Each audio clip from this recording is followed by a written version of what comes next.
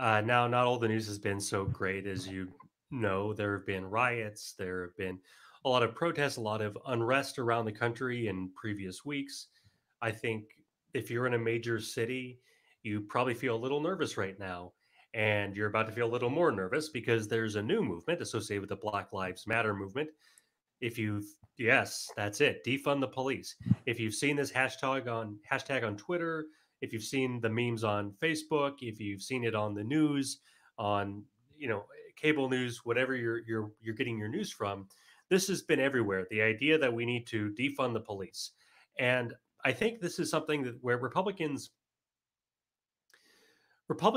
need to be a little better about passing the ideological Turing test. What I mean is, there's this idea in computer science, right? That can you write a computer program that will convince a human that the program is human? And so in politics, can you explain your opponent's position so well that your opponent thinks that you're one of them? Republicans usually are very good. We take in a lot of liberal media. We hear the other side a lot, and so we're usually pretty good as a group at understanding what the left is doing and what they're about, what they believe in. But right now, I think with defund the police, I've seen a lot of Republicans just sort of start bouncing off the walls, and they're so triggered by this that they don't even know what this movement is. And it is radical and it is scary. You do need to be worried. But some of the statements I've seen are just insane. Okay, I'll get to some of the insane statements in a little bit, but what this means, if you look at The Nation, The New Republic, left-wing publications that are advocating for this, and you read through what are they saying? What they're saying is we should have fewer police, and we should have more social workers, more mental health counselors. And of course, there's some problems with this, because first of all, if you have fewer police, right now we have a crisis where a lot of cities simply don't have enough police officers to control the amount of violence. Or I think you mentioned, Eric, last week that New York wasn't deploying all of its police. You had some police who weren't they weren't on the job, and Governor Cuomo was pushing Mayor de Blasio to be more forceful, to use the police to their full capacity. But you have a lot of cities where that was specifically something that that Cuomo criticized de Blasio over, was that he did not fully deploy the New York Police Department, which is in sharp contrast to what happened in Phoenix last Sunday, where they did deploy the entire police department, and there has been no unrest since then in Phoenix. I want to note that there has been no unrest in Phoenix since the Phoenix Police Department decided to deploy fully last Sunday night.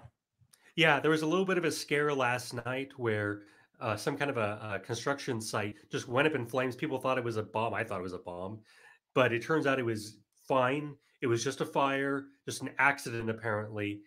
And yeah, the police have done a great job. There hasn't been a lot of unrest. There hasn't been looting. Things seem to be fine in Phoenix, Arizona, but there are a lot of cities where the police are overwhelmed. They don't have enough resources. And even if they do, just barely. And so saying that we're going to massively reduce the police force in the face of a huge crisis that could happen again just seems reckless. And also, Democrats need to ask what they really want. Do they want more neighborhood watch type groups? They didn't seem to like George Zimmerman very much. And we made this point on Twitter. I made this point on Twitter that the left went absolutely nuts. They were so furious after the George Zimmerman killing that, hey, he shouldn't be doing that. And, whether or not what he did was wise, I don't know that it was illegal. And if you don't have police, you're going to have a lot more George Zimmermans out there. And no, I think one thing, Pete, that you have to mention here is, while you're talking about the fact that the Republicans don't seem to have a coherent response, I don't think the defund the police movement, if you will, hashtag, whatever you want to call it, I don't think it's well defined either. I think that's very clear. I don't know if you saw the interview that was done with the president of the Minneapolis City Council, because of course that's what's really ratcheted things up quite a bit when the city council met on Sunday, and they basically said that they were going to dismantle and they were going to disband the Minneapolis Police Department. Well, Right they did now, an interview on CNN, of all places, where the interviewer very plainly asked the president of the city council, well, what am I supposed to do if someone breaks into my house? And her answer was that it was a mindset of privilege that people were coming from, with the idea that you call 911 and a police officer will show up at your house.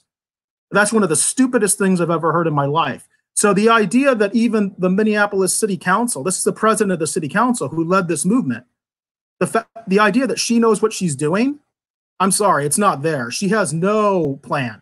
So what they're doing is, I think, they're playing politics, and they are trying to play to the crowd as much as they possibly can. And they're trying to also buy themselves some time. And so I don't think that they have a defined answer either.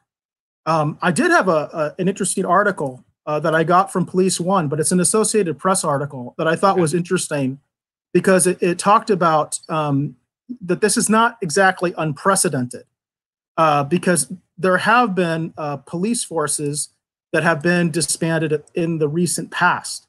And if you go a little bit farther, I think about Las Vegas. Las Vegas used to have its own city police force, and there was a county police force, and they basically disbanded the city police force, and now Las Vegas only has the sheriff's department. Even though it's called Las Vegas Metro, it's a sheriff's department. But in this particular article, which is an Associated Press article, but I found it on policeone.com. I like to bring up policeone.com because I know there are chiefs of police that read this thing. And this is where they get a lot of their news, and also a lot of their opinions and where they decide to go and all that kind of stuff when they read this stuff.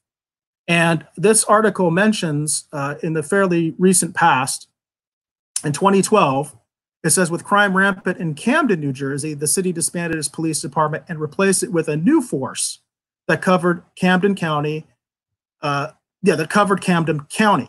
Then Compton, California, they took the same step in 2000, and they shifted their policing to Los Angeles County. In other words, they went to the sheriff's department. So you have one instance in Camden, New Jersey, in 2012, where they basically just replaced their police department. And you have this other instance in Compton, California, where they basically just decided to use the sheriff. They decided to get rid of their city police department. And by the way, this happened in the Phoenix metro area too when I was a kid, with the town of Guadalupe. The town of Guadalupe, which is a very small town, used to have its own small police department. My understanding as a kid, now I was a kid at the time, was that they were notoriously corrupt, and they ended up replacing it with the Maricopa County Sheriff's Office. So a lot of this kind of stuff may not be what people are thinking. They think that there's going to be some sort of incredible radical change. And what you may have is simply the sheriff takes over, or you may have the state police take over. Those are also scenarios, because I'll tell you that woman, I don't know her name, but she's the president of the Minneapolis City Council. She had no clue what she was talking about. I mean, this to me was a complete emotional reaction, and she has no plan. That's the take that I had. She has no plan. Yeah. Where I think this is coming from is, I think this is coming from left-wing think tanks. I think that they push this issue, and then it gets filtered through, you have the protesters, and, people pick up on it, but they may not know with the think tank. They haven't read the white papers. They don't know what's going on. They're just repeating a slogan. And so you're right. It's the left isn't coherent on this either. Nobody is coherent. Everybody just reacting emotionally. I've seen reactions from Republicans saying, so wait a second, does that mean there'll be no laws? Laws don't go away just because there's nobody to enforce them. You could still have a citizen's arrest, which we saw with Ahmaud Arbery, where which by the way, I don't think that they would encourage that. That's the other part of it that's, I think, laughable to me, is they would not be encouraging people to do citizens arrest. No, absolutely not. And do what you might term true community policing. I've personally had an issue with the term community policing ever since I started my career. When I started in law enforcement in '98, we had community action teams, CAT teams. This was a very popular thing. It was popularized by Seattle. Seattle was the place that really started these community action teams. And what really upset me, even as a rookie officer, that stood out to me was community policing sounds like you have the community police itself, or at least you have an element of the community policing itself. Things like neighborhood watches, things like police auxiliaries. New York City actually has a huge police auxiliary of volunteers that help police the city. And there are other institutions like the posse. In Maricopa County, we used to have a posse that was second to none. Of course, Pence has dismantled that. To me, those are examples of community policing. But that's not what they were talking about. Yeah, community policing. Quiet on that. But community policing in practice, the way I saw it was the squeaky wheel gets the grease. And if you were yelling and you know, there's that term Karen. We had a Karen in our city that I worked in, and every time she called, she got a response. And it was disgusting, in my particular opinion. She was highly racist. She was absolutely racist. Everybody knew she was a racist. And we responded to her all the time because she was, quote unquote, a community activist. And that's what happens with community policing in practice. It has very little to do with the community actually policing itself in any way, shape, or form. And I don't think Defund the Police has any intention to change that. Right. I think, if anything, they want to make it worse, and they want community policing to be even more pandering to specific groups and specific whiners and complainers that, again, it's the squeaky wheel that gets the grease. Mm-hmm. And I don't think that's right, because I think the law should equally apply to everyone. I don't think it should just be because I'm yelling and screaming, you should do something. Sometimes, of course, you have to say, I'm not going to do anything because there's not a problem here. This is not a police matter. You got to walk away. Sometimes the best thing to do is nothing. And community policing is not about that. Community policing, at least as I was exposed to it, and I worked in a top 50 city, the way that I was exposed to it, it was all about these organizations and these people that whined and complained enough, and then you had to do something. And we had specific units that's what they did. And by the way, that went out of fashion after a while. The CAT teams went away. And then, of course, everybody went to the ComStat and the broken windows model, which came out of New York. You know what I mean? That's what Giuliani used to clean up New York City, right? Was the broken windows model and ComStat, quote unquote, data-driven policing. So the model changed quite a bit. Now we're seeing community policing again. And I very much doubt that community policing has anything to do with the community actually policing itself and doing things like police auxiliaries, posses, neighborhood watches. You know, that's community policing. That's the community policing itself. I just don't see that happening. Well, I mean, those are all very, very good points.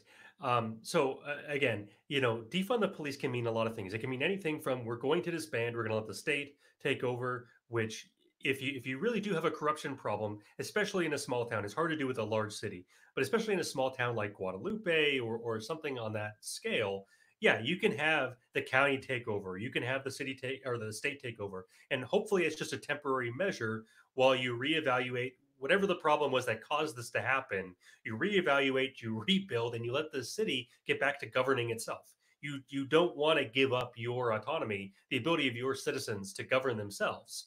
If you really believe in not just limited government, but in the power of people to solve their own problems, which I think, you know, BLM should be on board for, and the Defund the Police should be on board for. Now, I know a lot of them are big government people, but if they're saying, hey, the police are pushing us around and we want community policing, that sounds like they want a bottom-up solution. But there's just a little bit of a contradiction there. That I think there's a huge contradiction there, because I just don't believe that's what their end goal is.